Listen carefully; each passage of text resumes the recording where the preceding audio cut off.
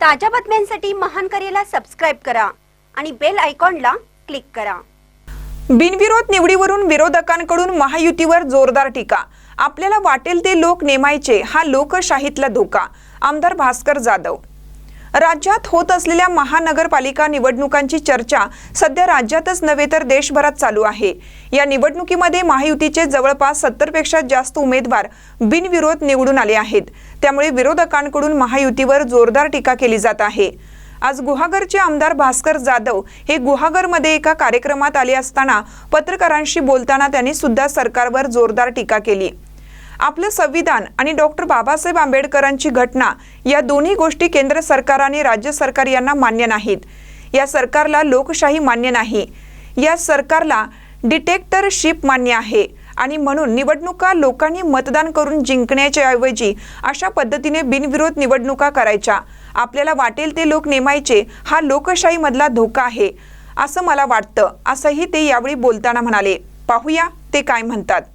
बरोबर, आपलं संविधान आणि डॉक्टर बाबासाहेब आंबेडकरांची घटना ही घटनाच या केंद्रातल्या किंवा राज्यातल्या सरकारला मान्य नाही।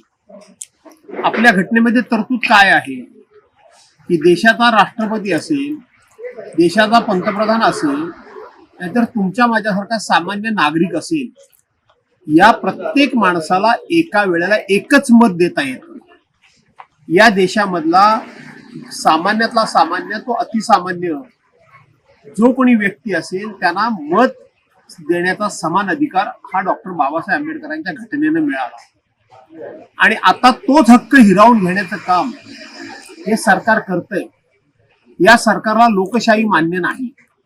या सरकारच्याकडे डिक्टेटरशिप त्यांना मान्य आहे आणि म्हणून निवडणुका लोकांनी मतदान करून जिंकण्याच्या ऐवजी त्यांनी अशा पद्धतीनं बिनविरोध निवडणुका करायच्या आणि आपल्याला वाटतील ते लोक नेमायचे, हा एक प्रकारचा लोकशाही मधला खूप मोठा धोका आहे असं मला वाटतं। महानकर न्यूजसाठी विनोद चव्हाण, गुहागर।